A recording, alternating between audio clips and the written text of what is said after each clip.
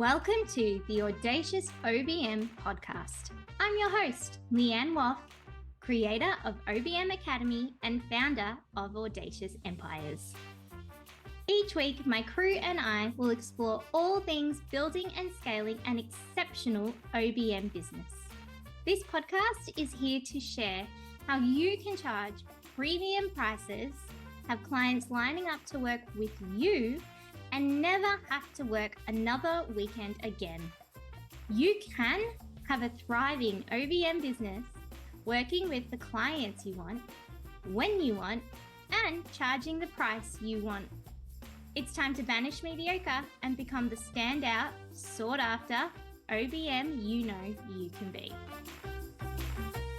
Hey, lovely. Today's episode is all about terrible ideas. No, it's not really, but it's called, well, that's a terrible idea. How to lead clients into making well-informed, future-focused decisions. Let me tell you a little story. I know you love stories. My team and I have been working with some clients, and there's this phenomenon that we see. And it happens all the time, really. And it's a bit of a flip-flop. And I want to dive in with you to look at why this flip-flop happens. What's with the wobble? My team and I spend a lot of time overhauling systems, processes, creating more efficient ways to do things, thinking outside of the box, extrapolating things out, and then pulling them all back into a condensed machine way of operating. And when we're looking at overhauling anything in a business, that means change. And can I tell you, humans don't like change. Generally, that's the way it goes because it feels uncomfortable and it tells us that we're not safe. So we're working with the client. We've improved one of their core systems in their business. We've presented it. We've walked them through in detail. And they have raved. On the call, they're saying this is amazing. We've never seen anything like it. How cool is this? Fantastic. So from this point, usually we would go on to then integrate that system into the business, get the team to know what the new way of working is or what the new process is, make sure they're confident, and keep this business growing. But a few days later, the client comes back. We're not feeling confident and excited anymore, team. We've had a bit of a wobble. And now we're a little bit worried about all these new things, this new way of doing it. We had two options. The first is to go, not a problem. That's totally okay. We'll just change it all back. No harm done. We're here to help you. And if you're not comfy, we're in your corner. Or there's option two. And that is, let's think about what's really going on here and lead. In one way, we're operating in a manner that is of service and support and considering the safety of our clients and the way they're feeling and protecting that. The second is leading and trying to understand at a higher level what's really going on. Because there was a reason we decided to change things. And that reason would have been valid and important, or we wouldn't have made the choice to go down this pathway of change. So is it really fair on our clients if when they have a little bit of a wobble for whatever reason, we just say, yep, no worries, if that's what you want to do, cool. I don't think it is because they're not seeing it clearly right now. At one point they were. At one point, they saw that something needed to change. And whatever drove that was big enough for them to go, Even though I don't like change or this might look different, I'm happy to do it. But in the moment, then we've done a wobble. We need to be able to reflect that back, and we need to be able to help them explore this. That's your job. You are being of service when you're able to bring the outcome back to the forefront of the conversation and say, hey, I recognize that this might not be easy, or I recognize that previously we really wanted to change this so that we could achieve X. But now we seem to be saying something different. Is there a reason we've changed our thought process? And open a conversation to talk about it and make sure we're still working towards our goals. Regardless of how we feel right now, we need to look at the bigger picture and reevaluate if it's worth listening to this feeling or rationalizing that feeling. So I'm going to explain how you can do this. Step is to dig deeper. And you'll hear me say this all the time. Dig deeper always. Get as much information as you can. People don't just change their minds with no thought process or no incident that's happened. If we have gone from, woohoo, this is awesome, to, oh, this real bad idea, or I want to run away, or I'm scared now, something has happened. And it can just be I've taken time to think about it, and here's all the thoughts that came up. Or it can be, oh, I've noticed something else, or someone else has asked me a question, or I'm just having a really rough day. Something has happened. And usually, if it is causing us to lean towards safety and not make a logical choice or a growth decision, and it's pushing us towards a poorer choice or a less efficient or effective choice, one of two things are at play. One is fear. We are worried about something, and we're worried about what that something might lead us to. If we do it this way and someone else stuffs it up, is my business going to go down in flames? I'm scared. If I let someone else do it, they're not going to do it the same way as me. And then my business is going to go down in flames. If something is posted at the wrong time, it's going to damage my brand and my reputation, and my business is going to go down in flames. We start all of these little cycles in our brain that lead to something big and scary. And if we're feeling that, more often than not, we're not rationalizing it. We're feeling it, we're trying to find a quick solution to fix it, and we're moving forward. And where there's not fear, there's lack of knowledge. We can come up with brilliant ideas, solutions, abstract thoughts, innovative ways to do something as OBMs.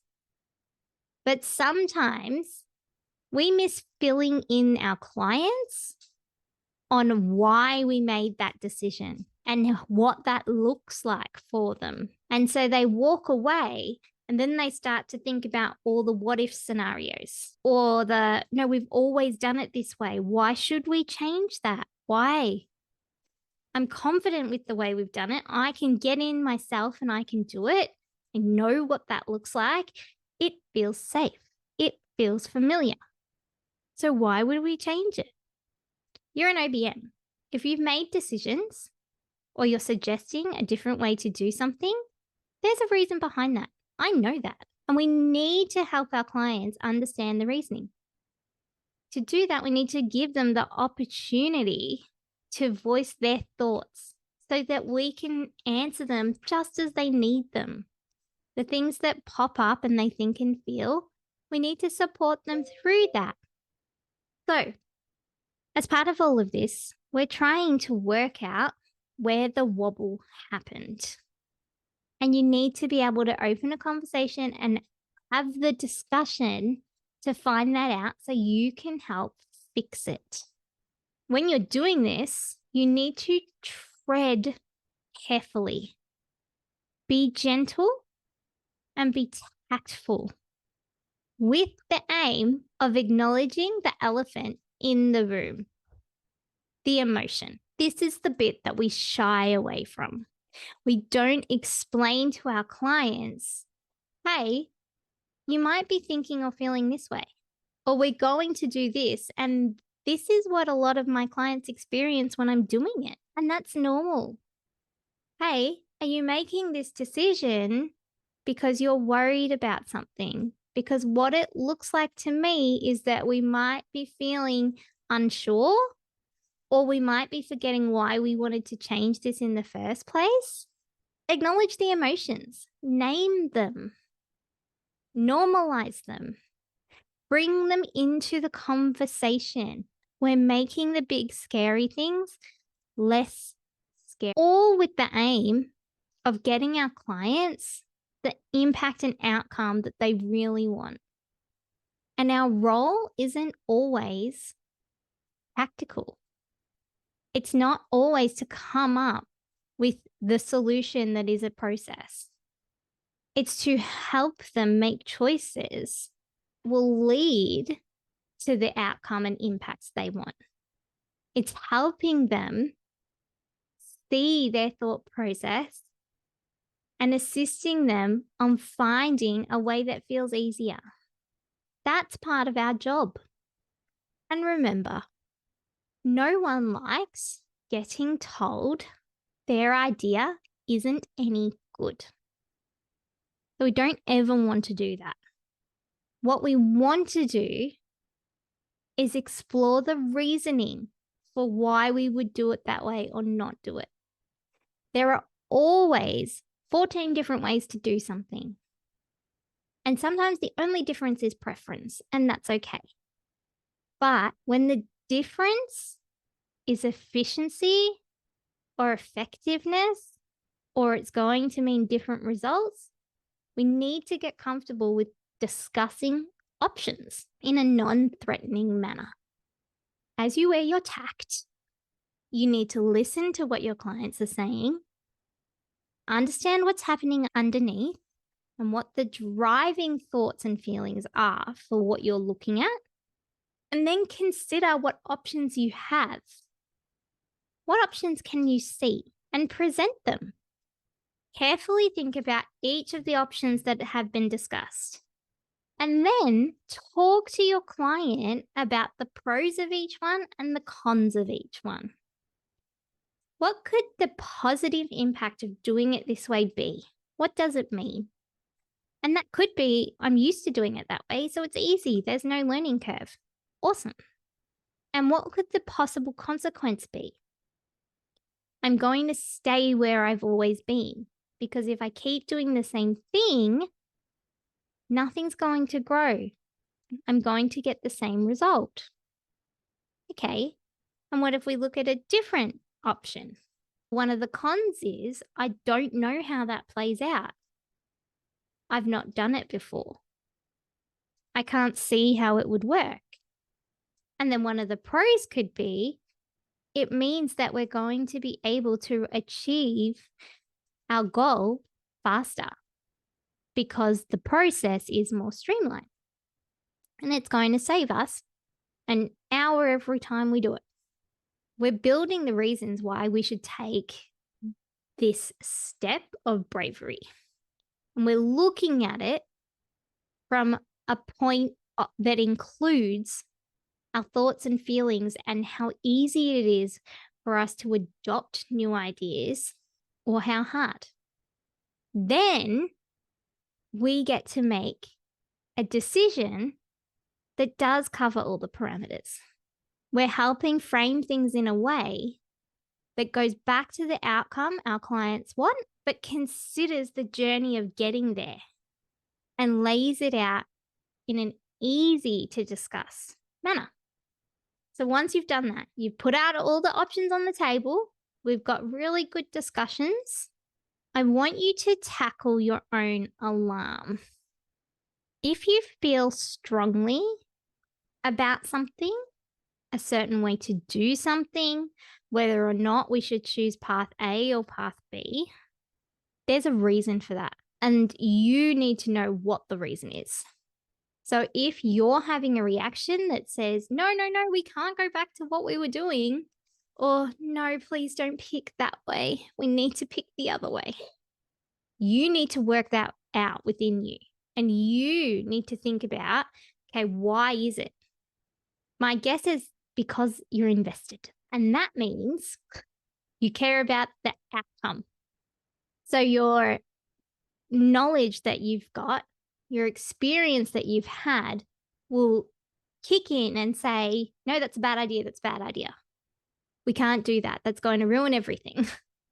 But it doesn't kick in and say why. So we need to dig into that a little bit more. And then we need to explain that to our clients.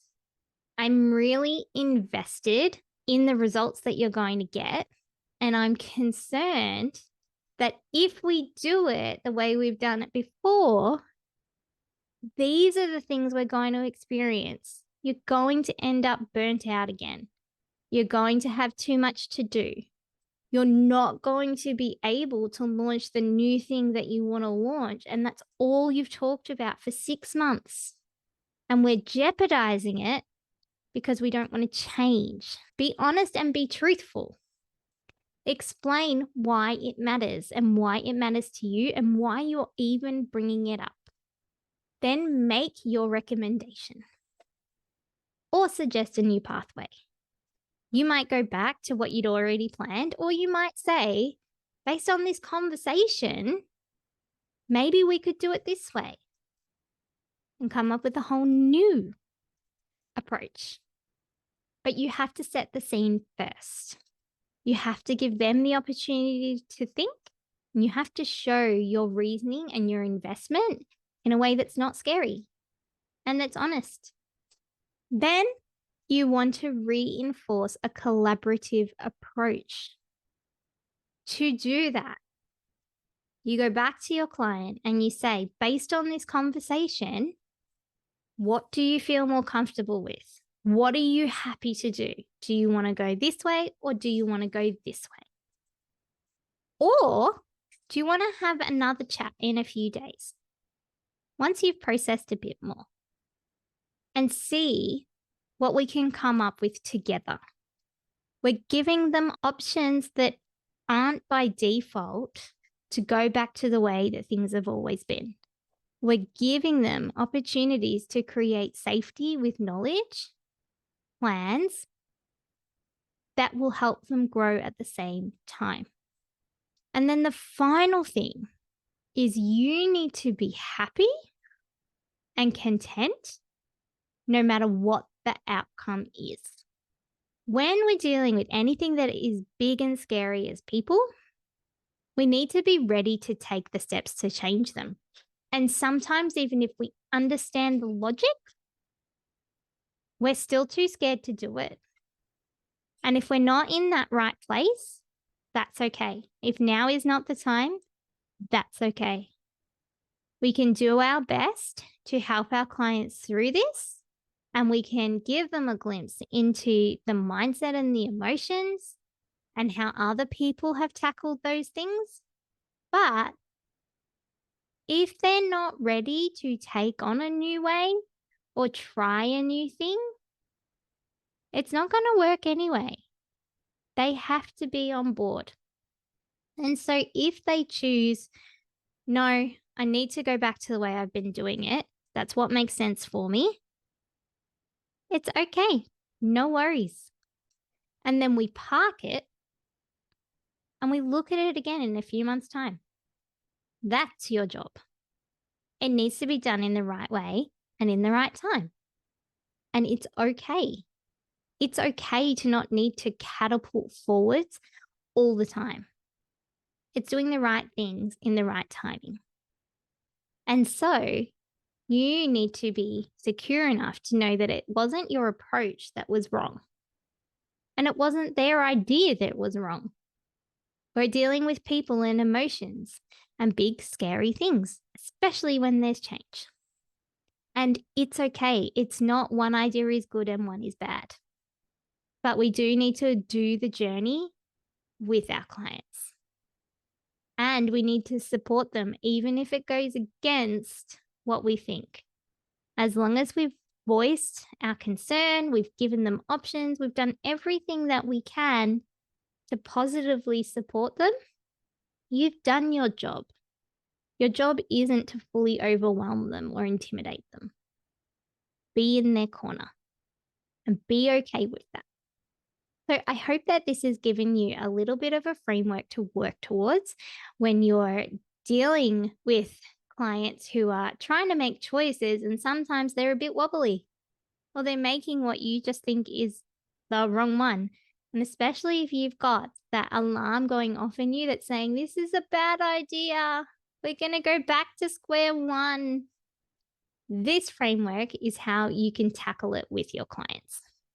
Generally, you get a pretty amazing outcome from it. I hope you found this helpful. Don't forget, leave me a 5-star review if you enjoyed this episode. Send me a DM and tell me if you've experienced situations like this. Tell me how you've handled it. I'd love to know. I'll see you next week, guys. Thanks for joining us for this week's episode of the Audacious OBM. We hope this episode has helped you move forward in your journey to being a standout and sought after OBM. If you enjoyed the episode, take a second to rate and review. Each review helps us to help other OBMs just like you. If you're interested in learning more about OBM Academy and all that it offers, head over to audaciousempires.com to get all the juicy details. We'll be back next week.